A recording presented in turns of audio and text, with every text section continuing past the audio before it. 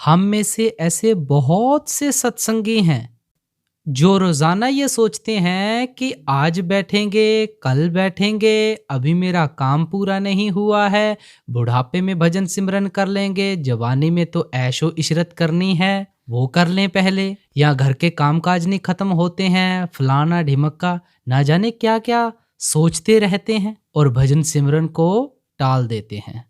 हालांकि वही बात है कि बाबा जी जैसे कहते हैं कि देखो, दुनिया के काम काज के लिए आपके पास जितना वक्त दो उतना कम है, उसके लिए आपके पास वक्त ही वक्त है। लेकिन जब भी बारी भजन सिमरन की आती है तो बस टालम टाला शुरू हो जाता है। इसीलिए कहते हैं ना कि भाई वक्त की कदर करो। जिसने वक्त की कदर कर ली, वक्त सिरे सब कुछ पा लिया, उसे आगे जाके किसी भी बात की दिक्कत नहीं होगी। आज का ये सत्संग आपको वक्त की कदर करना ही सिखाएगा। जरा ध्यान देकर सुनना, एक एक पॉइंट मिस मत कर देना। तो आओ बड़े ही प्रेम भाव के साथ सत्संग को श्रवण करते हैं। कबीर ये तन जात है, सके तो ठोर लगावे, के सेवा करे साध की, के गुण के गुण गावे। कबीर ये तन जात है, सके तो ठोर लगावे, के सेवा करे साध की, के गुरु के गुण गावे। यह महात्मा कबीर साहब जी महाराज की वाणी है। ये संत, ये महापुरुष जिनकी वाणी हम सुनते हैं, इनकी दृष्टि 7 आसमानों पर काम करती है और हम जीवों को जिनको ये समझाते हैं वे 7 गज तक देखते हैं।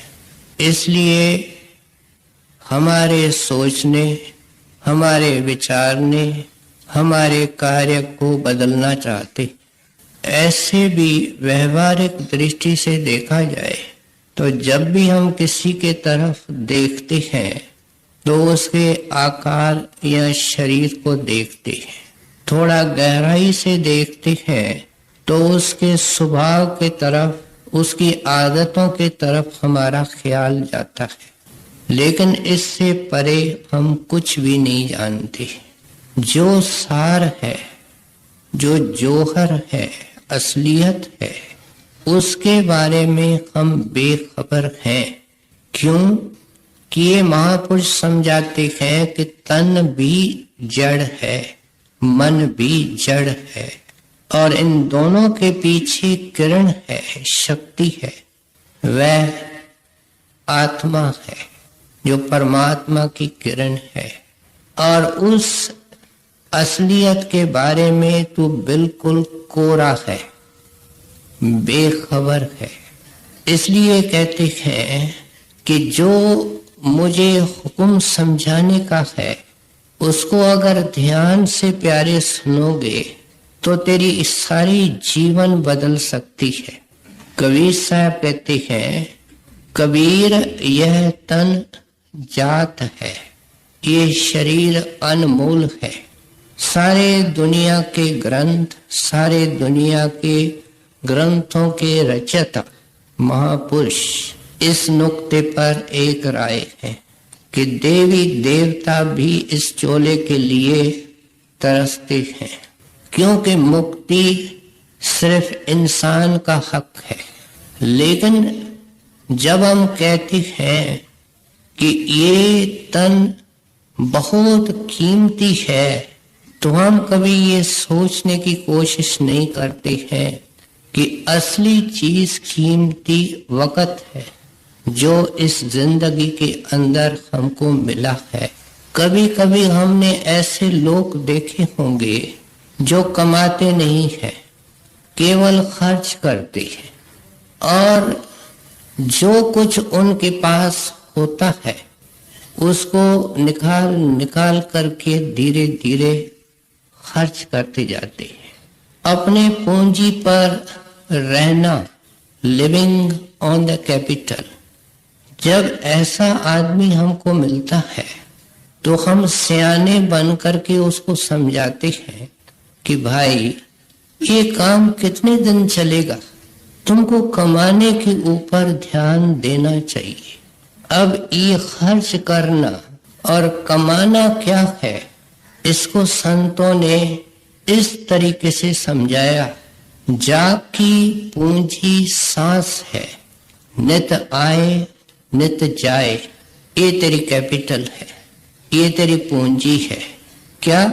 तुम्हारे श्वास ही तुम्हारी पूंजी है और तुम उसको खर्च करते ही रहते हो। ऐसी विचित्र पूंजी है कि अगर बाहर के पूंजी को खर्च न किया जाए तो कायम रहती है, लेकिन ये बेअख्तियार खर्च होती रहती है। संतों ने समझाया कि औसतन 1 घंटे के अंदर हमारे 1000 श्वास निकलते हैं। 24 घंटे के अंदर 24,000 श्वासों की कैपिटल पूंजी हम खर्च कर रहे हैं। बड़े महाराज जी अन्य संतों के तरह जब ये महात्मा चोट मारते हैं तो फिर कस के मारते हैं, बड़ी पैनी बड़ी गहरी। आप फरमाया करते थे, हम वो लोग हैं जिनके दुकान में 24,000 का घाटा है और हम बेफिक्र फिरते हैं, अलबेले फिरते हैं। कबीर इस नुक्ते पर हमको लाना चाहते हैं कि कमाना क्या है और खर्च करना क्या है। ये तो बताया कि तेरा खर्च हो रहा है, जाकी पूंजी सांस है, नित आए नित जाए। अब कमाने का जिक्र करते हैं। ताको ऐसा चाहिए, रहे राम लिव लाए, ये कमाई है। कहते हैं तुम कर्ज के ऊपर कर्ज उठा रहे हो, कर्म कर्ज है। कर्म श्वास श्वास में हो रहा है। कर्म ख्याल से होता है, वचन से होता है और फिर उनकी इम्प्लीमेंटेशन होती है, वो वास्तव में कर्म होता है। सो इसलिए समझाते हैं कि तेरे को इसलिए सुहाता है कि अपनी लॉयल्टी को, अपने प्यार को, अपने लगाव को स्विच ओवर कर, ट्रांसफर कर और राम की तरफ कर, मालिक की तरफ कर। और कैसे कर? जैसे तेरी पूंजी खर्च हो रही है, बेअख्तियार इस तरह लगातार अटूट रूप से अपने प्यार को उस मालिक के साथ जोड़ करके रख। इसको लिव कहते हैं। ताको ऐसा चाहिए, रहे राम लिव लाए। कहते हैं भाई देखो, अनचाहे बेअख्तियार ये तुम्हारी जिंदगी खत्म हो रही है। आईना हमारा दोस्त है, हमको बता सकता है कि तुम्हारी हालत बदल रही है। तुम अपनी शक्ल को देखो, आंखों को देखो, अपने बालों को देखो, अपने शक्ति को देखो, सब काम खर्च हो रहा है, पीछे है। इसलिए कहते हैं कि तुम्हारी जब कर्म के ऊपर कर्म बन रहा है तो प्यारे जोर मालिक के भक्ति के ऊपर दो। स्वामी जी महाराज ने अपनी वाणी के अंदर बड़े सुंदर तरीके से समझाया। चारों जुग 84 बीती, अति दुख पाया नरक रहा, हम नहीं जानते। ये कौन बोलते हैं? जो जानते हैं, जिनके लिए ब्रह्मांडों तक कोई चीज छिपी हुई नहीं है। कहते हैं बंदा ये तेरा इतिहास है और जुगों का पुराना इतिहास दुखदाई भयंकर, चारों जुग 84 भोगी, अति दुख पाया नरक रखा। अब अब क्या कहते हैं, अब ये देह मिली कृपा से, कहते हैं ये अति श्रेष्ठ देह है। रामायण के अंदर कागभूषण और गरुड़ का वार्तालाप है, उसमें साफ लिखा हुआ है कि परमात्मा की विशेष देन जब होती है तो मनुष्य चोला मिलता है। गरुड़ पूछता है कि दुनिया में सबसे बड़ा सुख कौन सा है? भूषण जी कहते हैं किसी महापुरुष का मिलना, संत का मिलना। ये न गरुड़ बोलता है न कागभूषण बोलता है, ये गोस्वामी तुलसीदास जी बोल रहे, उनके जुबानी। इसलिए समझाते हैं कि अब ये देह मिली कृपा से, काम एक ही बताते हैं, करो भक्ति जो करम दखा। जो जो श्वास तुम मालिक के याद में लगाता है, इसको रैशनली सोचें, उसमें कोई कर्म नहीं बनता। भक्त भगवंत की आराधना करता है, कर्म इस काया का धर्म है, लेकिन वह न कर्म होता है, क्योंकि उसकी लिव परमात्मा के चरणों में है। वह कमाई उनके सारे कर्जों को खत्म कर देती है। दहा क्या? जला देगी। करो भक्ति जो कर्म दहा। रत्नाकर का इतिहास हमारे सामने है, कितने उसने भयंकर कर्म किए, लेकिन उस भक्ति ने पिछले जला दिए, आगे होने वाले जला दिए और उसको साधु बना दिया। कहते हैं ये भक्ति की करामत है और इसकी रीत भक्त सिखाते हैं। कहते हैं भाई तुम जो इस देह का नाश करते हो और उस असली काम को भुला करके बैठे हो, इसके बारे में सोच। संत कहते हैं कांच का बर्तन, उसका क्या भरोसा, चल जाए नहीं तो सुबह को ही टूट जाए। कहते हैं इस तरह गुरु साहब कहते हैं बालू की दीवार है, एक वर्षा नहीं दूसरी वर्षा में गिर पड़ेगी। हजूर महाराज फरमाया करते थे ये जो बीमारियां आती हैं ये उसके तरफ से नोटिस है कि दीवार गिरने वाली है। कबीर साहब कहते हैं प्रभात का तारा देखते देखते गुम हो जाता है, जिसको कल सड़कों पर चलते देखा आज उसके साथ लोग जा रहे हैं और क्या कहते जाते हैं, राम नाम संग है। क्या जिसको ले जा रहे हैं वो सुन सकता है? किसके लिए कहते हैं राम नाम संग है? बोलने वाले के लिए, सुनने वाले के लिए, आने जाने वाले के लिए है। जो जा चुका है वो नहीं सुनता।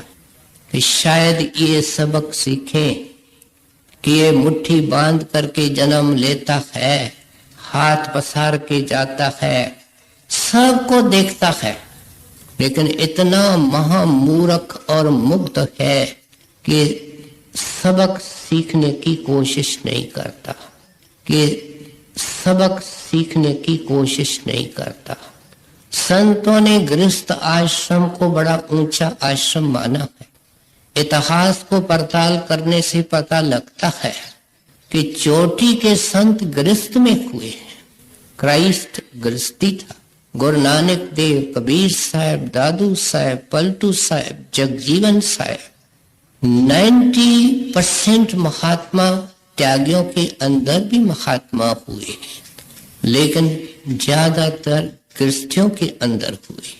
इसलिए कोई काम काज संत महात्मा नहीं छोड़ाते, न हमारी कौम मजहब बदलते हैं, लेकिन इतना जरूर कहते हैं कि तुमने जो प्यार टोटली संसार को प्यारा दे दिया है ये और जूनियों का काम है, तेरा नहीं। तो किसी परम भक्त को मिलकर के, परमात्मा के प्यारे को मिलकर के इनको सकारत कर सकता है। और मालिक के भक्ति के अंदर लगा सकता है। ये शरीर तो एक पानी का बुलबुला है। आप देखो, हम लोग जब घरों से निकलते हैं, है कोई इंसान, भक्तों की तो बात ही न्यारी है, जो अपने अंदर कई उम्मीदें सजा करके नहीं निकलता, कई स्कीमें सोच के नहीं निकलता। लेकिन इस सवाल का जवाब हमारे पास है कि जितने भी सजा करके निकलते हैं सब वापस घरों में आते हैं। आंकड़े बोलते हैं, हजारों में केवल सड़कों पर एक्सीडेंट्स होते हैं, फिर अकाल मृत्यु होते हैं, भूकंप आते हैं, कई तरह की दुर्घटनाएं होती हैं। कहाँ गई उनकी उम्मीदें, कहाँ गई उनकी स्कीमें। कहते हैं असलियत को क्यों नहीं पकड़ते हो। हमारी बहनें रसोई के अंदर खाना बनाती हैं, बनाते बनाते गैस का सिलेंडर खत्म हो जाता है, ऊपर सील लगी होती है, कोई पता नहीं किस वक्त खत्म होगा। टंकी के अंदर पानी डालो, ढक्कन को सील कर दो, टूटियों को बहा दो। आखिर क्या होता है, पानी की रफ्तार कम होती है, पानी की रफ्तार कम होती है, बूंद बूंद होकर के गिरता है और गिरना बंद हो जाता है। इसका चलना फिरना देखना मुश्किल हो जाता है। आखिर हिचकी चलती है, टंकी खाली हो जाती है। और ये टंकी उस जगह रखी है जहां कोई दुनिया की सीढ़ी पहुंच नहीं सकती, किसी विद्वान के पास नहीं, किसी ज्ञानी ध्यानी के पास नहीं। कहते हैं जब तुम्हारी पूंजी ऐसी विचित्र है, तुम्हारे काया का कोई भरोसा नहीं है, तो प्यारे तेरे को सुहाता है कि मालिक की भक्ति कर, अंधेरे में नहीं रखते हैं। मालिक की भक्ति कैसे कर, कोई सेवा कर साध की, कि गुरु के गुण गा। कहते हैं ये भक्ति है। अब ये जो सेवा वर्ड है, इसको अगर हम डिक्शनरी के अंदर देखेंगे, परमार्थ की अलग डिक्शनरियां होती हैं, तो उसमें इसका पूरा बोध नहीं मिलेगा। गुरु के सेवा का अर्थ गुरु साहब ने वाणी के अंदर समझाया। आपने फरमाया कर्म होवे सतगुर मिलाए। परमात्मा बख्शिश करता है, इंसान का चोला देता है, आगे बख्शिश करता है, अपने मिलने की प्यास और कसक भर देता है। खुशकिस्मत है वह इंसान, खुशकिस्मत है उसकी आंखें जो भगवंत के विरलाप के लिए रोती हैं, मिलने के लिए तड़पती हैं। और जिनको इस हालत में लाता है उनका प्रबंध भी करता है। और वो क्या है, कर्म होवे सतगुर मिलाए। यहाँ कर्म का मतलब कृपा है। हमारे हिंदी में दोनों अर्थ है। उर्दू फारसी के अंदर तो कर्म कहते ही इनायत को है। कहते हैं खास कृपा होती है तब भगवंत का रूप सतगुरु मिलता है। साधु दुनिया के अंदर अनेक है। संत मत, संतों की वाणी बुराई नहीं जानती, आलोचना नहीं जानती, लेकिन असलियत को जरूर बयान करती है। कहते हैं जब तुम कहते हो कि अनेक अनेक साधु, कैसे पहचाना जाए कि ये मालिक से एक मेक है, मालिक का रूप है। कबीर साहब अगले दोहों के अंदर इसको समझाते हैं। इसलिए कहते हैं कि साधु वो होता है जो नाम की कमाई करता है, शब्द की कमाई करता है। कबीर साहब ने कहा साधो शब्द साधना कीजिए। कहते हैं साधु की निशानी ये है कि वो हमें शब्द की कमाई करता है। कोई सत्संग नहीं जिसमें शब्द को खोल के नहीं समझाया, जाता। क्राइस्ट ने कहा in the beginning was word, पहले पहले वो शब्द था। साफ जाहिर है कि शब्द शक्ति है, लफ्ज नहीं। In the beginning was word, the word was with God. यहां तक कह देते हैं कि द वर्ड इज गॉड। वो परमात्मा की सृजनहार शक्ति है जिसको हम शब्द और नाम कहते हैं। उसमें और परमात्मा में कोई अंतर नहीं है। वह निर्लेप है, वह सृजनहार है, फर्क ये है। सो इसलिए कहते हैं ऐसे साधु की निशानी ही एक होती है। संतों ने कोई कमी कसर नहीं छोड़ी है। हमने बेपरवाही करने में भी कोई कमी कसर नहीं छोड़ी है।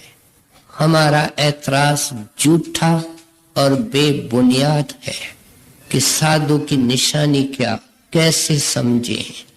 स्वामी जी महाराज देखो कितनी दावा से और कितने साफ लफ्जों में कहते हैं, शब्द रता सतगुर पहचानो। हम ये पूरा पता दे। तू पता पूछता है, तू निशानी पूछता है, हम तुमको पूरा पूरा पता देते हैं। वो क्या है? शब्द रता, टाइड, उसके अंदर रंगा होता है, उसमें मजजूब होता है, शब्द रूप होता है। इस तरह पलटू साहब ने लिखा, धुन आने जो गगन की। कहते हैं केवल वो शब्द को सुनता नहीं है, लेकिन प्रेम सहित अगर सेवक उसकी शिक्षा और उसकी दीक्षा इसके अनुसार जीवन निकालेगा, धुन आने जो गगन की सो मेरा गुरुदेव, वो तुम्हारे अंदर उसको प्रकट भी कर देगा। अगर तुम्हारे अंदर निष्ठा है, लगन है, मेहनत है। सो इसलिए कहते हैं ऐसे साधु की सेवा क्या है? करम होवे सतगुर मिलाए, सेवा सुरत शब्द चितलाए। उसने खुद ये सेवा की, अपने आत्मा की सेवा। इसको सच्चा आत्म कल्याण कहते हैं। और ऐसा सच्चा महात्मा तरीका भी यही देगा कि अपने आत्मा को जो जन्मों जन्मों की भटकी हुई है। कबीर साहब ने फरमाया, कबीर यह तन जात है, सके तो ठौर लगाए। क्या मतलब है? तू बेठौर है, बेठिकाने है, बेघर है। कौन बेघर है? ये जो शरीर है 5 तत्वों का बना हुआ है और वो इस संसार को बिलोंग करता है। अंत वेले ये डिसइंटीग्रेट होता है, हर एक तत्व जाकर के अपने तत्व में मिलता है। शरीर का संबंध इस स्थूल देश से है और मन ब्रह्म की अंश है। कोई वक्त था कि ब्रह्म के देश का आनंद लेता था, उसका मिनिएचर फॉर्म हर एक इंसान के अंदर है। आज इंसान दुनिया के अंदर सुख और शांति के लिए पता नहीं कितना मारा मारा फिरता है, लेकिन ढूंढता कौन है? मन। किस चीज को ढूंढता है? जो कोई मुद्दत हुई वो ब्रह्म के शिखर पर उसको मिलता था, यहां मिलता नहीं। जो चीज आपके तीसरी मंजिल पर रखी है उसको अगर आप ग्राउंड फ्लोर पे नीचे वाली मंजिल में तलाश करेंगे, करते रहे, हम भी करते रहे हैं जुगों से, न मिली है न मिल सकती है। कहते हैं मन भी बेठौर है, इसलिए अशांत है। मन को ठिकाना मिले, शब्द के जरिए मन को ठिकाना मिलता है। क्या ये जो आत्मा है तन से आजाद होती है, ये गुरु की सेवा है। पांव दबाने, पैसे देने, ये उनकी सेवा नहीं है। अपने आत्मा को आजाद करना ये गुरु की सेवा है। महापुरुषों की उदारता है कि हमारे आत्म कल्याण का नाम उन्होंने गुरु की सेवा रखा है। कहते हैं इस तरह करने से क्या होगा कि तेरी आत्मा मन के पंजे से आजाद हो जाएगी और कर्मों के दायरे को पार करके परमेश्वर में लीन हो जाएगी। ये क्या है? गुरु की सेवा। जो गुरु सिद्धांत रखता है, जो गुरु शिक्षा देता है, जो गुरु दीक्षा देता है, गुरु का सेवक के साथ संबंध आत्मिक होता है। कोई संसारी काम करने के लिए न वो आते हैं, न संसार के किसी शरीयत को और कर्म कांड को छेड़ते हैं, न वो भर्ती करते हैं, न किसी से नफरत करती है। वो इंसान के अंदर सार और जौहर देखते हैं। कहते हैं फिर ऐसे गुरु के गुण गाने का भी अर्थ ये है, गुरु मेरा बड़ा है, बड़ा दयाल है, कितना हम कहेंगे। लेकिन जब ये नाम की कमाई गुरु के शिक्षा और दीक्षा के अनुसार करता है तो फिर तीसरा स्टेज आ जाता है। इसको हम मोक्ष कहते हैं। आत्मा और मन दोनों का मोक्ष हो गया। मन अपने घर समा गया, आत्मा अपने भंडार में लीन हो गई। कहते हैं ये क्या है? इंसान के जिंदगी का एकमात्र मकसद है। संतों को क्यों न अफसोस हो जब जुआरी के तरह ये अपने सांसों की पूंजी विषय विकारों के अंदर, दुनिया के झूठे धंधे के अंदर गंवा रहा है। क्या भक्त जनों को दुकान नहीं? भक्त जनों को बाल बच्चे नहीं? क्या वो काम काज नहीं करते? सब करते हुए अपनी लिव परमेश्वर में अगर रख सकते हैं तो दावा से ये कहते हैं कि ऐ बंदा तू भी कर सकता है, तेरे से छुड़ाते कुछ नहीं है। लेकिन दुनिया का मोह छुड़ाते, उस मोह और प्यार को परमात्मा के चरणों के अंदर जोड़ने की हिदायत करते। ये जरूर करते हैं। समझाने लगे हैं कि तेरी जिंदगी खत्म हो रही है, दिन और रात इसको काट रही है। किसी फकीर ने कह दिया, सूरज चांद कहें समझाई, नित नित आयु घटती जाई। तुम सूरज चांद से ये सबक सीखा कि एक दिन गया, सूरज निकला, अस्त हो गया, दिन गया, रात गई। हम घड़ी पहनते हैं। एक और दरवेश इसके संबंध में कहता है, ऐ घड़ी ये तुझे देती है मनादी, मनादी होका टंडोरा। क्या कि एक घड़ी उम्र की तुमने और घटा दी। कहते हैं सेकंड की सुई चलती है, फिर मिनट की चलती है, फिर घंटे की चलती है। कई घड़ियों में तारीख होती है, तारीख बदलती है। घरों में कैलेंडर होते हैं। महीने के बाद कागज बदलता है, 12 महीने के बाद कैलेंडर बदलता है। महात्मा कहते हैं घड़ी क्या बोलती है, कैलेंडर क्या बोलता है? कभी सोचा कि तुम्हारी जिंदगी को काट रहे हैं, खत्म कर रहे हैं, असलियत को नहीं पकड़ते हो, अनजान हो, सबक नहीं सीखते हो। सो इसलिए समझाते हैं कि ये दीपक कितनी देर तक चलेगा। लोग क्षमा को जला करके रात को सो जाते हैं, क्षमा पिघलती है और क्या होता है, धीमी पड़ती है। सोने वाला सोया पड़ा होता है, क्षमा बुझ जाती है। तेरे जिंदगी के अंदर तेल घट रहा है, बाती जल रही है। प्यारे किसी वक्त दीपक खाली होगा, लोगों को देखते हो, कुछ चार तेरे को भी देख लेंगे। उससे पहले क्या करना है, कबीर साहब ने खोल के समझाया। कबीर ये तन जात है, सके तो ठोर लगावे, कैसे बा करे साध की, के गुरु के गुण गावे। साध पड़े परमारथी, घन जो बरसे आए,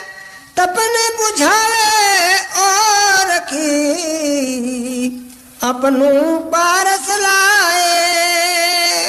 कोई कमी नहीं रखते हैं कि ऐसे सच्चे महात्मा जिसने हमारे जिंदगी को तब्दील कर देना है, उसकी कैसे तब्दील हुई।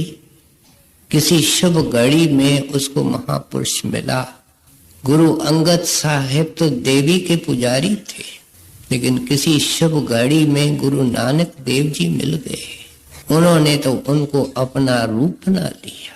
सो इसलिए कहते हैं कि वो शब्द की कमाई करते हैं और करवाते हैं, लेकिन साथ में और प्रकाश देने के लिए कहते हैं उनकी और भी निशानियां मैं बता देता हूं। यहाँ मिसाल दे रहे हैं कि ऐसे संत महादयाल और महापरोपकारी होते हैं, और मिसाल बादल की देते हैं। कहते हैं देखो इस नेचर का विधान क्या है।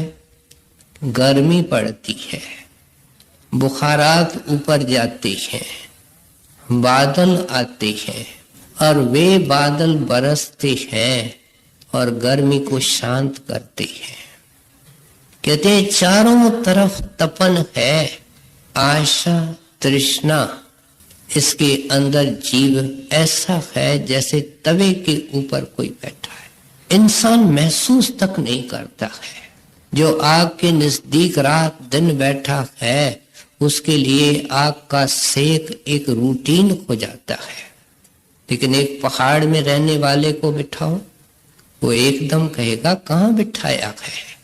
हमको जगाना चाहते हैं, हमको जीवन की दिशा देना चाहते हैं। कहते हैं जिस तरीके से वो बादल आकाश से बरसता है और चारों तरफ तहलका होता है, किसान मुरझाया होता है, आम नागरिक महंगाई के कारण परेशान होता है, कितनी जबरदस्त गर्मी पड़ती है, फिर खूब बरसता है बादल, और कहते हैं धीरे धीरे तपन बुझ जाती है। थोड़ा गहराई से सोचें, ये बादल सारी दुनिया में बरसते हैं। सिखाते हैं, मिसाल को गहराई से सोचना चाहिए। ये संत किसी देश के, किसी कौम के नहीं होते, ये सारी दुनिया के होते हैं, ये जगत गुरु होते हैं। हमारी अपनी जब महात्मा चले जाते हैं, हमारी तंग दिली है कि उनको किसी किताब में, उनको किसी जाति में, मजहब में बंद करते हैं। वो आजाद होते हैं, वो सबके हैं, जैसे बादल सबका है। और कहते हैं कि बादल आता है, कभी खूब आते हैं, बरसते ही नहीं हैं, चले जाते हैं। क्या ऐ इंसान तेरे हाथ में है बादलों को लाना? क्या तेरे हाथ में है बादलों को बरसाना? संत अपने दया से आते हैं, अपने दया से किसी के ऊपर नाम की बख्शिश करते हैं, दया की बख्शिश करते हैं और बख्शिश करते हैं। तो अंदर जो सूखा पड़ा है मन, जैसे वर्षा से सब तरफ हरियाली हो जाती है, अंदर खुशहाली छा जाती है, शांति छा जाती है। सो इसलिए मिसाल देते हैं कि प्यारे सुनो तो सही, तुमने कभी आकाश से आवाज सुनी? बादल ने कभी बोला कि मैं तेरा इतना परोपकार करता हूं और तू कभी शुक्र भी नहीं करता? कहते हैं ये बादल का धर्म नहीं, वो बरसना चाहता है। गहराई में जाएं, जब बादल बरसता है तो सब जगह बरसता है। कभी बादल ने ये देखा कि ये खेत एक नेक इंसान का है या बद इंसान का है, ये अमीर का है कि गरीब का है, क्या हिंदू का है कि मुसलमान का है? वो तो एक चीज जानता है, वो क्या है? बरसना और हरा भरा करना। इसलिए किसी महात्मा, किसी कौम में, जाति में उसको महदूद करना, ये अपने आप से बेइंसाफी करनी है। कहते हैं लेकिन इतने परोपकार करते हुए वो कोई उम्मीद नहीं करते हैं और न जतलाते हैं, वो एहसान करते जाते। तपन बुझावे जीव की, अपनों पारस लाए, उनके पास खजाना है, उस खजाने को तो कोई नाप नहीं सकता, वो अतोल है, उसके एक तिनके से सारी दुनिया का भला करती है। कहते हैं उनका कुछ घटता नहीं, जीव ले जा करके थक सकता है, वो कभी देते थकते नहीं है। सो इसलिए कहते हैं ये संतों की मिसाल है कि वो हर वक्त सांस सांस में देते हैं, परोपकार करते हैं। देखो एक पूर्ण संत हो आकर के बैठ जाता है, हजारों लाखों आदमी कभी बोले कभी नहीं बोले, हमने संतों के दर्शन किए हैं, हृदय में एक विशेष शांति आती है, सुख आता है। जैसे हिल स्टेशन पर हम चले जाते हैं तो कभी पहाड़ बोले हैं कि तुम ठंडाई में, तुम गर्मी को छोड़ करके पहाड़ों में आ गए हो, हम महसूस करते हैं, खुद ब खुद कहते हैं। इसलिए तो गुरु साहब ने वाणी के अंदर लिखा, जिस मिलिए मन होए आनंद, सो सतगुर कहिए। सतगुरु को कहना नहीं पड़ता है, हमारा मन कहता है कि ये खास चीज है, ये न्यारी चीज है। दुनिया की सारी चिंताएं, दुनिया के सारे फिक्र फिलहाल कुछ देर के लिए तो ये भूल जाता है, लेकिन अगर सचौटी और ईमानदारी से लगे तो गुरु साहब कहते हैं, जिस मिलिए मन होए आनंद, सो सतगुरु कहिए। आगे मन की दुविधा बिनस जाए अगर उनकी शिक्षा दीक्षा पर चलोगे। और आखिर क्या होगा, परम पद लइए, जहां से तू टूटा है वहां से जुड़ जाएगा, वापस अपने घर में चला जाएगा। साध बड़े परमारती, घन जो बरसे आए, तपन बुझावे और की, अपनों पारस लाए, सदा रहे संतोष में, धर्म आप हठधार, आस एक गुरुदेव की, और न चित्त विचार। कहते हैं ये दुनिया की रीत है कि वो मान चाहते हैं। मान क्या चाहते हैं, उनकी पदवी का, पैसे का, जय जयकार, ये सब बीमारियां हैं, मन के रोग हैं।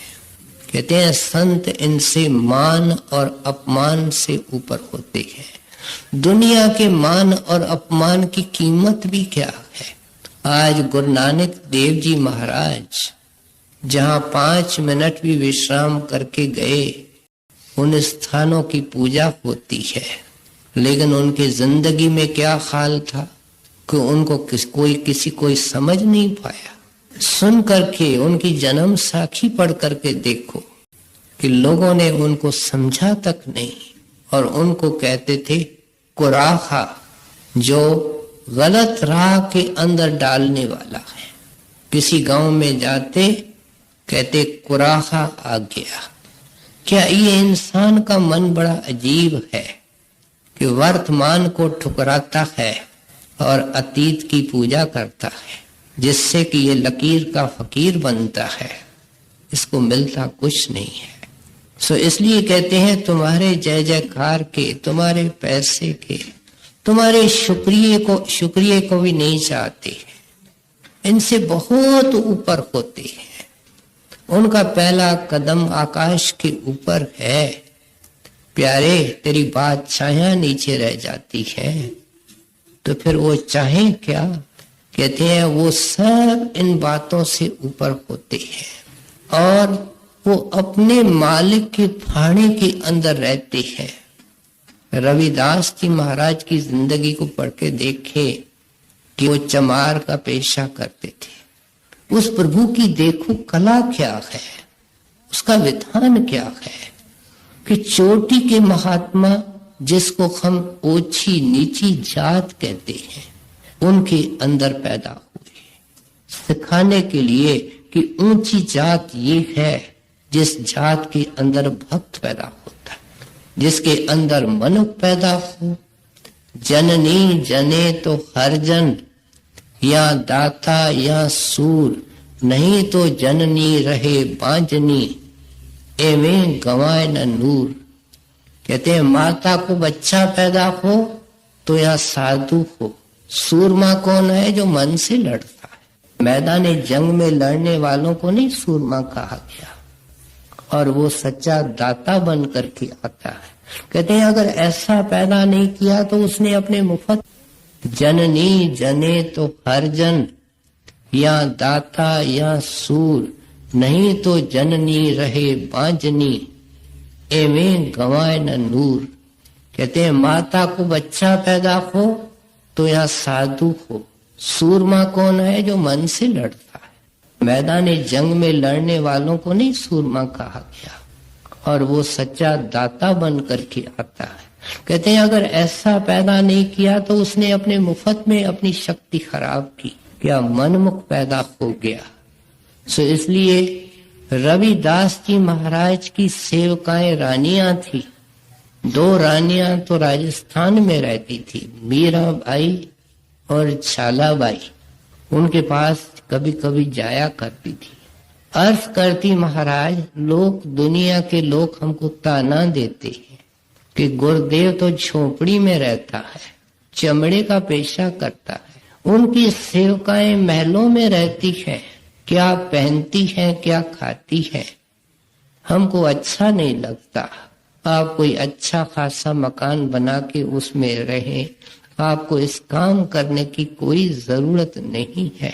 तो आप क्या उनको कहते थे कि बेटी अगर आपको लोक लजा तंग करती है तो घर में बैठ करके भजन करो।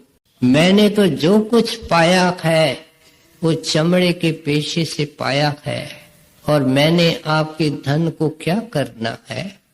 मेरे को जो मेरे गुरुदेव ने धन दिया है वो मेरे से संभाला नहीं जाता है, तो मैंने इस झूठे धन को लेकर के करना क्या है।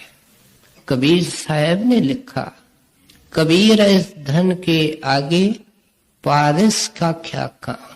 कौन सा धन?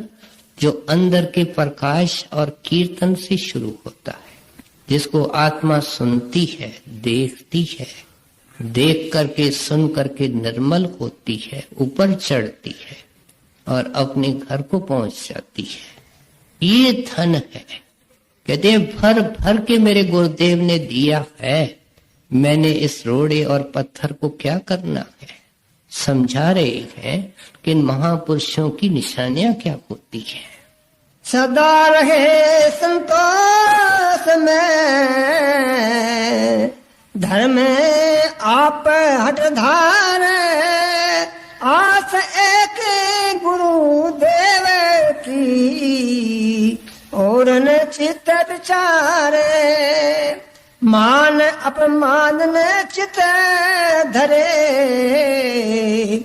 औरन को सन्मान, जो कोई आशा करे, उपदेश ज्ञान। कहते हैं कि वो किसी से कोई उम्मीद नहीं रखते। आस एक गुरुदेव की, एक टेक, एक सहारा, एक भरोसा। जो एक का लेता है वो एक कौन है?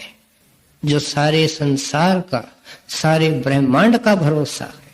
जिसने उसका भरोसा ले लिया उसको और किसी टेक की क्या जरूरत है। सो इसलिए कहते हैं कि उसका भरोसा रखते हैं और सबको प्यार देते हैं। नफरत जानते नहीं। जो नफरत से आता है, लड़ने आता है, बहस मुबाहसे करने आता है, उनको भी प्यार से जीतते हैं। तुलसी साहब हाथरस वाले की वाणी पिछले इतवार हमने ली थी।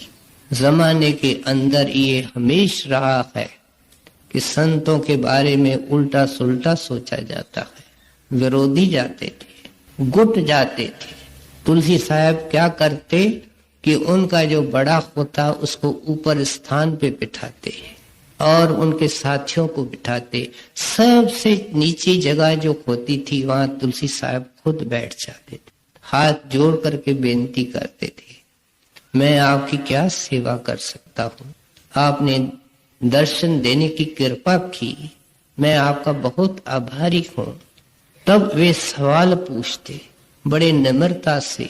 संत जब जवाब देते हैं तो उनके वचन के पीछे बुद्धि नहीं शक्ति होती है, और वो उस प्रभु की आत्मिक शक्ति होती है। वो उनके साथ एक एक वचन के साथ फ्लैश होती है ज्ञान की, जो श्रोता को समझा देती है, बोध देती है, उनके अंदर के कपाट को खोलती है। और जो विरोध करने लड़ने के लिए आते थे वे उनके श्रद्धालु सेवक बन के चले जाते थे। बड़े महाराज जी के पास लड़ने झगड़ने के लिए लोग आते थे, क्यों? औरों ने बहकाया था, लेकिन जब उनको सुनते थे, सवाल पूछते थे, जवाब देते थे।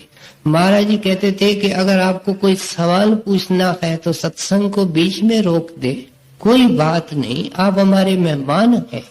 वे कहते थे इन लोगों ने हमको भटका दिया है, बहका दिया है। उनके प्रेमी सेवक बन जाते थे। कहते हैं इनके पास ये हथियार है प्रेम का, इनके पास ये पानी है उजल निर्मल, जिससे कि लोगों को साफ करते हैं और सबको प्यार और इज्जत देते हैं। मान अपमानन चित धरे और उनको सन्मान, जो कोई आशा करे उपदेश तेरे ज्ञान। सेवक सेवा में रहे अनंत नहीं जाए, सुख दुख सिर पर सहे, कह कबीर समझाए। अब अगर कृपा हो जाए और ऐसा महापुरुष मिल जाए, ये उनके शरण में चला जाए, ये क्या बन गया? सेवक। कहते हैं सेवक का अर्थ तुमने समझा? हमसे कबीर साहब कहते हैं सेवक का अर्थ एक ही है, सेवक सेवा में रहे। कहते हैं वो सेवा के अंदर ही रहे। और गुरु की सेवा क्या है, इसको हम सुन के आए कि जो सिद्धांत गुरु रखता है कि हक की रोटी, न पराये धन को देखना है न पराई शक्ल को देखना है, और कोई ऐसा काम नहीं करना जो तेरे कर्मों का बोझ और भारी हो जाए। मांस शराब की मना इसलिए करते हैं कि हम जन्मों के कर्जदार हैं। नशे के अंदर इंसान रहता, इंसान नहीं रहता है, आखिर में समझाते हैं। सो इसलिए कहते हैं ये जिंदगी के सिद्धांत रख करके सेवक सेवा में रहे और अंते न जाए। कहते हैं अंतिम श्वास तक अपने इस चीज मार्ग में आवे। डेरे के पुस्तकों को पढ़िए, हजूर महाराज की चिट्ठियों के जवाब पढ़िए। कहते हैं जितना खोजना है उतना खोजो, जितना पढ़ना है उतना पढ़ो, जितने महात्माओं को सुनना है उनको सुनो, लेकिन इस मार्ग के अंदर आओ तो एक बार एक फैसला करके आओ, और ये कि अंतिम सांस तक उस मालिक की भक्ति करनी। इसका दुख और सुख से कोई वास्ता नहीं है। आप देखो बच्चा बीमार हो जाता है, माता के लिए उसका प्यार कम हो जाता है, बल्कि हम जानते हैं, माताएं जानती है कि वो बढ़ जाता है। हमारे सोचने के अंदर बड़े नुक्स हैं। इस भक्ति का सुख और दुख से कोई वास्ता नहीं है। सो इसलिए कहते हैं कि अंत समय तक हर हालतों के अंदर इसको चलना है, और इसको उस नाम की कमाई के अंदर ये शुरुआत सत्संग से होती है। लेकिन सत्संग से न आज तक किसकी मुक्ति हुई न मुक्ति हो सकती। सत्संग जो संतों के हुक्म से होता है, संतों का सत्संग जो ग्रंथों पोथियों में है, कहते हैं ये सब इसलिए है कि हमारे अंदर तरह तरह के भ्रम है। ये क्या है? रास्ते में कांटे हैं, रोड़े हैं। ये रास्ते को साफ करने के लिए है। लेकिन मंजिल पर कैसे पहुंच सकते हो? चलना पड़ेगा, चलना पड़ेगा और अविराम चलना पड़ेगा। अविराम चलने को ये कहते हैं अंते ना जावे, अंतिम श्वास तक नाम की कमाई करे। क्या अगर आधा घंटा बैठता है तो घंटा बैठे, घंटा बैठता है तो 1.5 घंटा बैठे। गुरु कहता है 2.5 घंटे बैठो। सेवक की ये निशानी है। गुर सिख का जो सिख अखाए। गुरु साहब ने वाणी के अंदर सेवक की निशानी लिखी। क्या करता है? भल के उठ हर नाम ध्याए। भल के अमृत वेले, अमृत वेले उठ करके वो मालिक के नाम का ध्यान करता है। कोई कड़ा कंगा कच्छा पहनना उसकी निशानी नहीं है, कोई भगवे पीले काले पहनना उसकी निशानी नहीं है। मालिक का ध्यान करना उसकी निशानी है।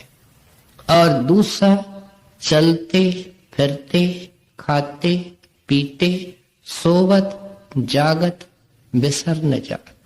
24 घंटे उसको छाती से लगा के रख। क्या दुनिया के प्यार को हमने 24 घंटे छाती के साथ लगा के नहीं रखा है? जब हम भजन के अंदर बैठते हैं, ख्यालों की भरमार और शक्लों की भरमार होती है। कौन सी? संसारी। क्यों? संसार से प्रीत है। कहते हैं इस तरह की प्रीत जब नाम से होगी, नाम के कमाई से होगी, और ये तब होगा जब अडिग होकर के दुनिया के कामों में क्या हमको दिक्कतें नहीं आई? दुनिया के कामों के लिए क्या हमने कुर्बानियां नहीं की? कहते हैं ये ऊंचे में ऊंचे परमेश्वर को पाना चाहता है और नींद नहीं छोड़ता है, लोभ नहीं छोड़ता है, लालच नहीं छोड़ता है। कहते हैं इसलिए तो खाली और दुखी है। सेवक सेवा में रहे, अनंत नहीं जाए, सुख दुख सिर पर सहे, कहे कबीर अच्छा समझाए, देखे धरे का दंड है, सब काहू को ज्ञानी भुगते ज्ञान से, मूलक भुगते रोए। कहते ऐ इंसान, ऐ सत्संगी, ऐ सेवक, विशेषकर तेरे को समझना चाहिए कि ये दुख और सुख दे धरे का दुख है। कहते हैं देखो तुमने जो खुद किया है उसका फल तेरे पास आ रहा है। किसान के पास वो फसल आती है जो उसने बोई है। हम जो पिछले जन्म में बोकर के आए हैं वो क्या है? प्रालबुत। पहले बनी प्रालबुत, पाछे बना शरीर। माँ के गर्भ से जब निकला प्रालबुत उससे पहले बन गई। अमीरी गरीबी, आदर निरादर, बल्कि जितने टुकड़े रोटी के खाने हैं, जितने घूंट पानी के पीने हैं, जितने श्वास लेने हैं, ये क्या है? पहले बनी प्रालबुत, पाछे बना शरीर। कह तुलसी ये अचरज है। तुलसी साहब कहते हैं मुझे अचरज लगता है कि मेरी बात को ये मानते नहीं। मन नहीं बांधे धीर, मन इस नुक्ते पर नहीं आता है। इस नुक्ते पर आवे तो दो काम करेगा। जो मिला है उसके लिए शुक्र करेगा। पत्नी का कर्म पति नहीं भोग सकता है, बाप का कर्म बेटा नहीं भोग सकता है। राजा भोज ने किसी ज्योतिषी से पूछा कि मैं राजा क्यों बना? ज्योतिषी ने कहा इस पहाड़ी के पीछे जाओ, वहां एक साधु बैठा है, चारों तरफ धूनी तपा करके बैठा है, ये सवाल जाकर के उससे पूछो। राजा भोज गया, कहता है मुझे ज्योतिषी ने आपके पास भेजा है। कहते हैं राजन बैठो, पिछले जन्म में तू मेरा भाई था, अपना पिता गुजर चुका था, अपनी एक बहन थी और अपनी एक माता थी। हम चारों बहुत निर्धन थे। एक बार ऐसी नौबत आई कि घर में आटा नहीं था। हम छोटे थे तो भूखे रहे।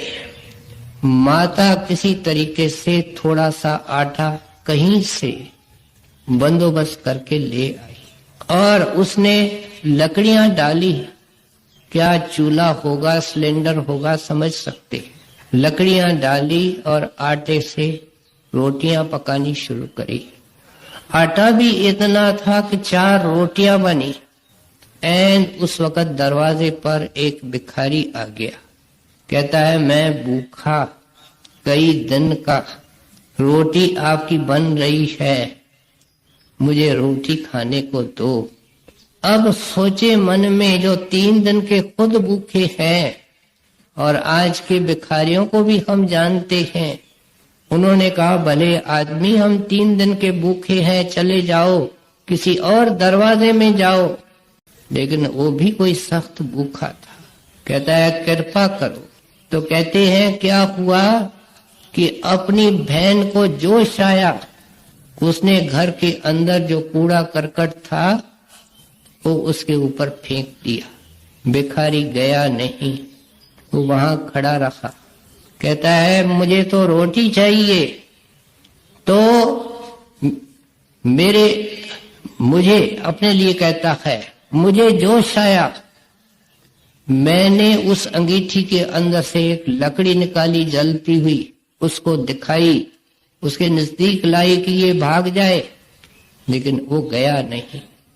फिर अपनी मां को जोश आया और वो उनके पास गई। ऐसे निर्धन के कपड़े क्या होंगे, पुराने मैले। उनके कमीज को खींचा, कुर्ते को खींचा, वो फट गया। कहता है, माता, मैंने नहीं जाना, मैं बहुत भूखा हूं। तब, राजन, तू मेरा भाई था, तेरे को दया आई, तुमने अपनी रोटी उसको दे दी और देखो तेरे को क्या मिला है। और मैंने लकड़ी की, जलती हुई लकड़ी बताई, मेरे चारों ओर अग्नि जल रही है। और तुमने शहर में फलानी भंगिन देखी होगी, वो अपनी बहन है जिसने उसके ऊपर कूड़ा फेंका था। और जंगल में एक माई देखी होगी जो ऐसे ही फिरती है, पूरे कपड़े नहीं, वह अपनी माता है। तू बेखबर है, मैं जानता हूं, साधना से जानता हूं। कहते, किसको दोष देते हो? दोष न दीजिए किसे, दोष कर्मा अपनिया, जो मैं किया सो मैं पाया, दोष न दीजिए और जना। देखो, संतों महात्माओं की वाणी सिस्टमैटिक नहीं, साइंटिफिक है। हर पहलू से, हर तरीके से समझा देती है अपने विषय को कि मनुष्य जीवन किस लिए मिला है, कैसे सकारात्मक हो सकता है। देह धरे का दंड है, सब काहू को होए, ज्ञानी भुगते ज्ञान से, मूर्ख भुगते रोए।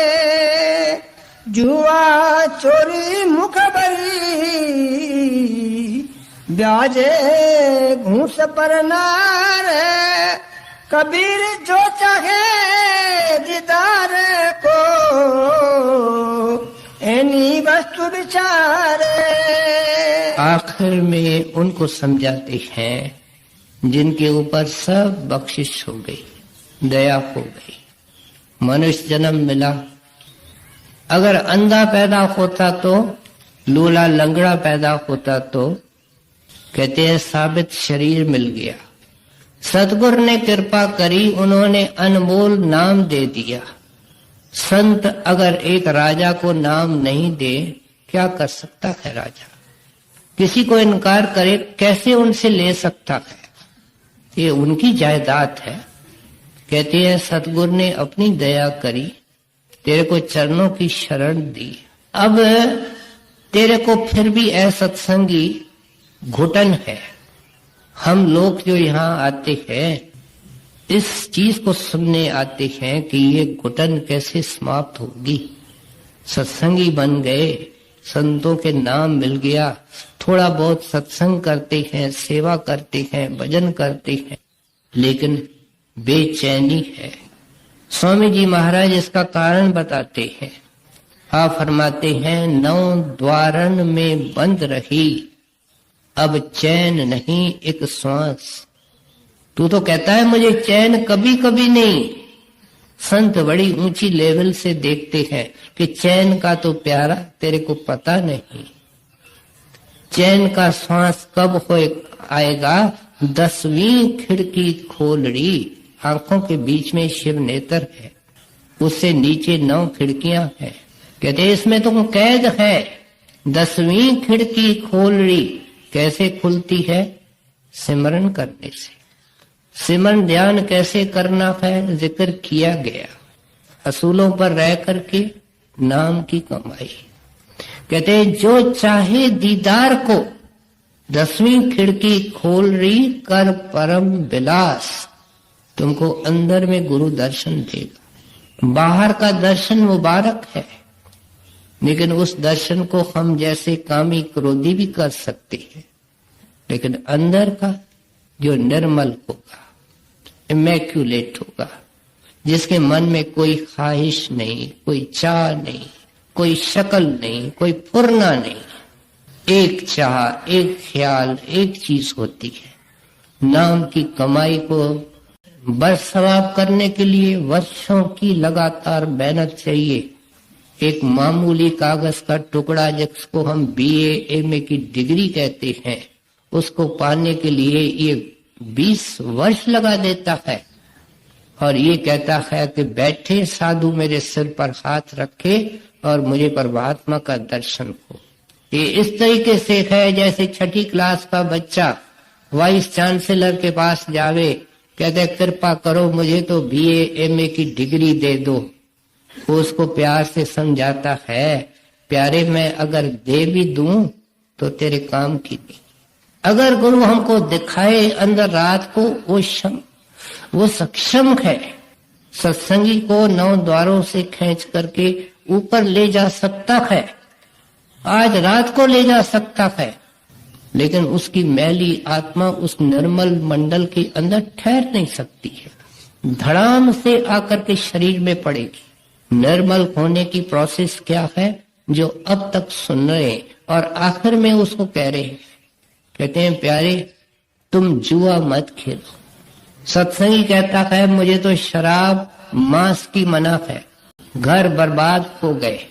हिस्ट्री कहती है युधिष्ठिर जैसा एक बुद्धिमान पुरुष, उसने जुआ के वेग में आकर के क्या कर दिया, किससे छिपा हुआ है। ये जो हम लॉटरी की टिकटें लेते हैं, इसके पीछे भी भावना लोभ की होती है, जुआ के पीछे भी लोभ की होती है। जो जुआ के अंदर जीत जाता है वो घाटे में है। शराबी बनेगा, कबाबी बनेगा, उसकी लड़की बिगड़ेगी, उसका लड़का बिगड़ेगा, विषय विकारों में पैसा लौटाएगा। और जो गवाता है उसके सामने तो अंधकार होता। दाव पे दाव लगाया, घर में दाने नहीं, कैसे जाऊंगा। तो कहते हैं प्यारे इसके नजदीक नहीं जाना। और फिर कहते हैं रिश्वत नहीं लेनी। बड़े महाराज जी तो कहते थे सत्संग में कि मुझे फख्र है कि मेरे सत्संगी रिश्वत नहीं लेते हैं, लेकिन आज 40 साल के बाद कहना पड़ता है बड़े शर्म से कि सत्संगी भी रिश्वत लेते हैं।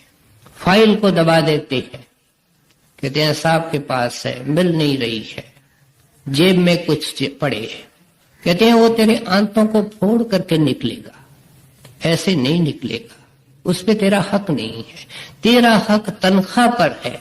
तेरा हक तनख्वाह पर भी तब है जब तुम जितने घंटे सरकार ने रखे हैं उसको ईमानदारी से करो और मेहनत से करो। काम की चोरी करना, चाय पीना, घड़ी के तरफ देखना और पहली तारीख को तनख्वाह का इंतजार करना, माफ करना, ये हक की कमाई नहीं है।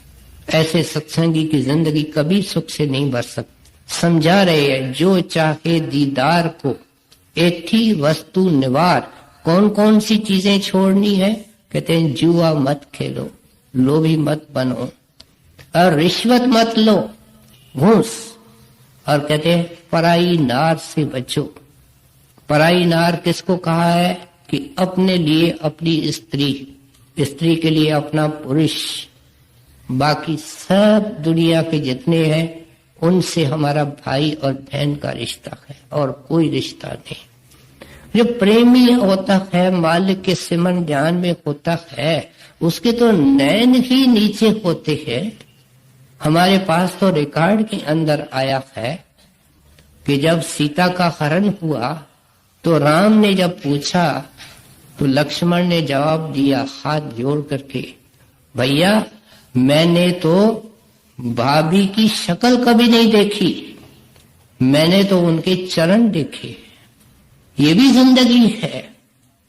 कहते हैं इस तरह की जिंदगी पाक पवित्र हो तब वो महापवित्र महापाक परमेश्वर दीदार देता है। तू दीदार चाहता है तो ये कंडीशंस प्रेसिडेंट है, इन चीजों को तेरे को निभाना पड़ेगा। कबीर साहब ने आज के सत्संग के जरिए, आज की वाणी के जरिए अच्छी तरह खोल के समझाया कि तेरा शरीर पिघलता जाता है, श्वास खत्म होते जाते, जो निकल गए प्यारे निकल गए, जो बचे हैं उनको सकारत कर। कैसे? अच्छी तरह खोल के समझाया। जुआ चोरी मुखबरी ब्याजे घूस पर नार, कबीर जो चाहे दीदार को एनी वस्तु विचारे।